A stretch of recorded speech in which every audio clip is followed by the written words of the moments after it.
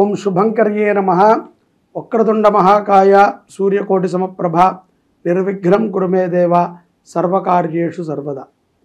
ఆదిత్యాయ చ సోమాయ మంగళాయ బుధాయ చ గురుశుక్రః శనిభ్యశ్చ రాహవే కేతవే నమః.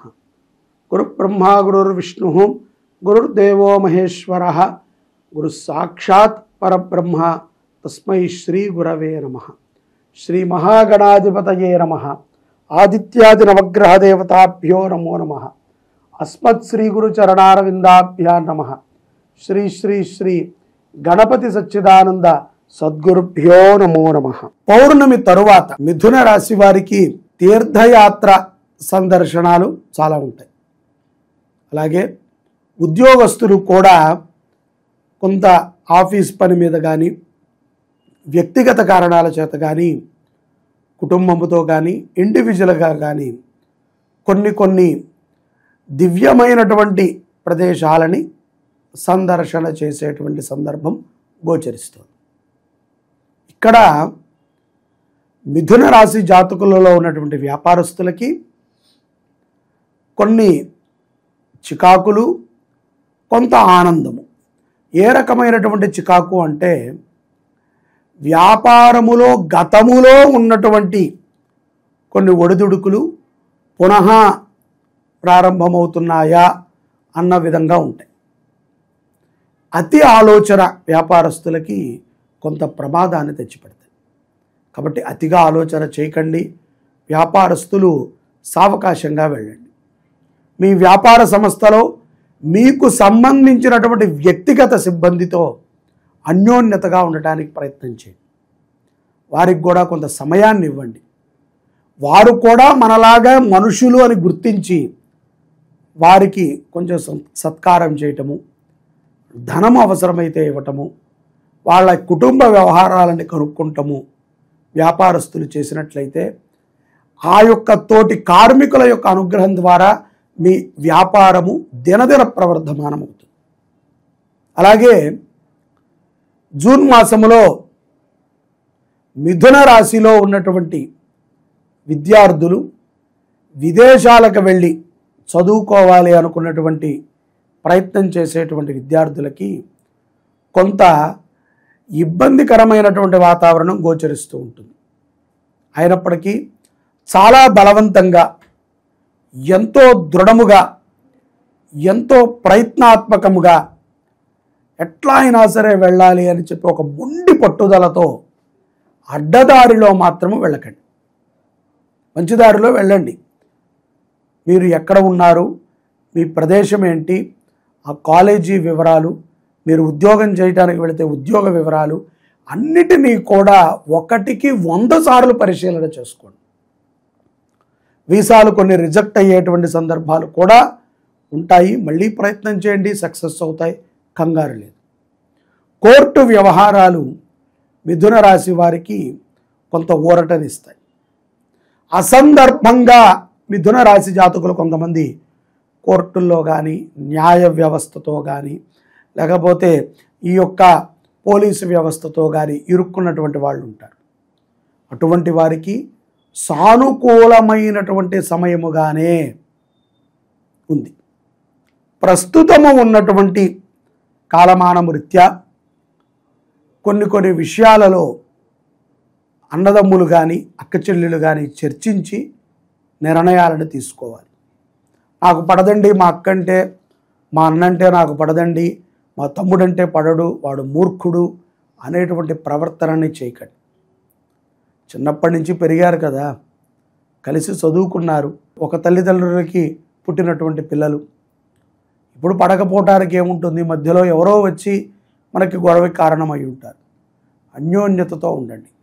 అతిగా రాసుకోవద్దు, అన్యోన్యతగా ఉండండి. అతి సర్వత్ర వర్జేత్. అతి ఎక్కడైనా కూడా మనకు ప్రమాదాన్ని తెచ్చిపెడుతుంది. నార్మల్గా ఉండండి.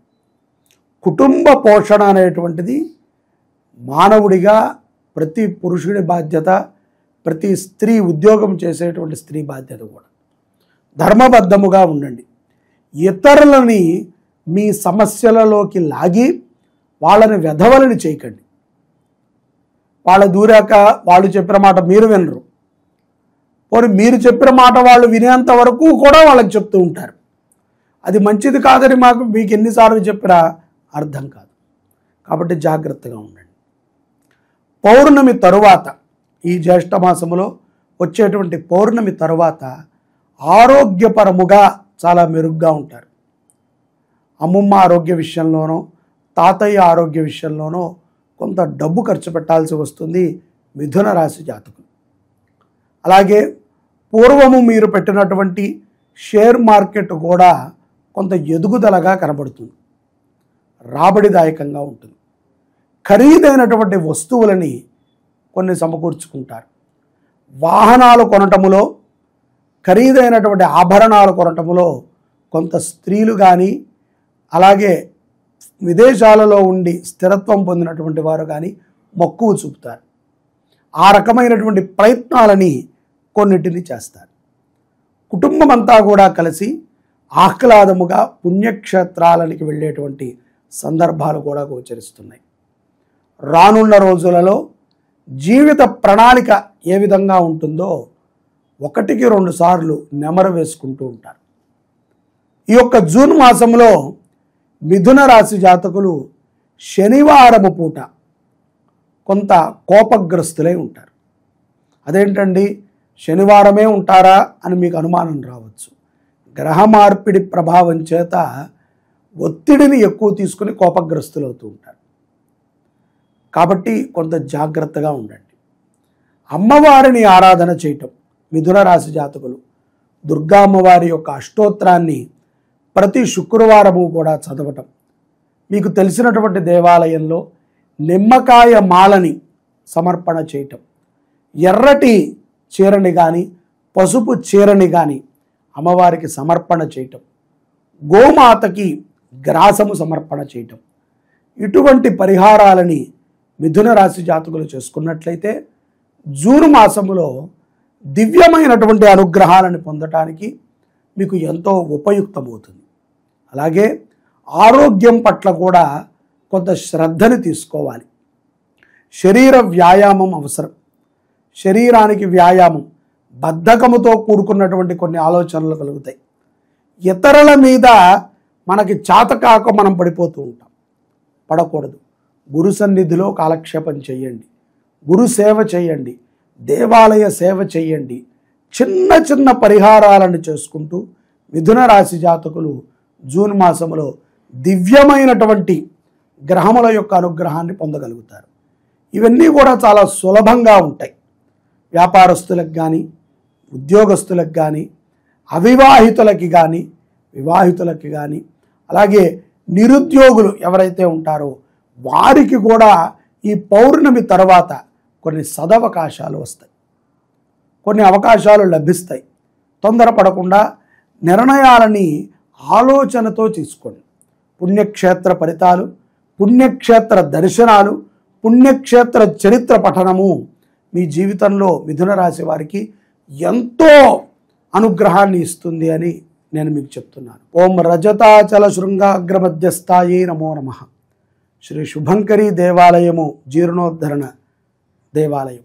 ఈ దేవాలయంలో గౌరీ సమేత శ్రీరుద్రస్వామి వారు ఉన్నారు. వెనకాల గౌరీ అమ్మవారు, ముందు స్ఫటికలింగం. ఈ గౌరీ అమ్మవారికి గత 5 సంవత్సరాల నుంచి కూడా దివ్యముగా దేవీ నవరాత్రులు, అనేక చండీ పారాయణలు, చండీ హోమాలు, నిత్యము కూడా చండీ పారాయణ కార్యక్రమం జరుగుతుంది.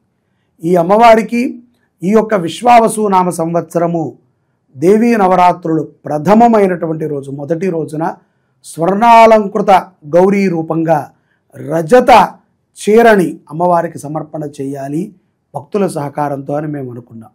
దీనికి 6 కేజీల వెండి ఖర్చు అవుతుంది. అదే కాకుండా 2 మాసాల సమయం కూడా మనకి దానికి పడుతుంది. చాలామందికి ఈ విషయాన్ని మేము చెప్తున్నాము. తోచినంత వెండిని సహకారం అందిస్తున్నారు. 100 గ్రాములు, 150 గ్రాములు, 200 గ్రాములు, పావు కిలో, అరకిలో, కిలో, ఈ రకంగా సహకారం అందిస్తున్నారు. ప్రస్తుతము 1 కేజీన్నర నుంచి 2 కేజీల మధ్యలో వెండి సమకూరింది.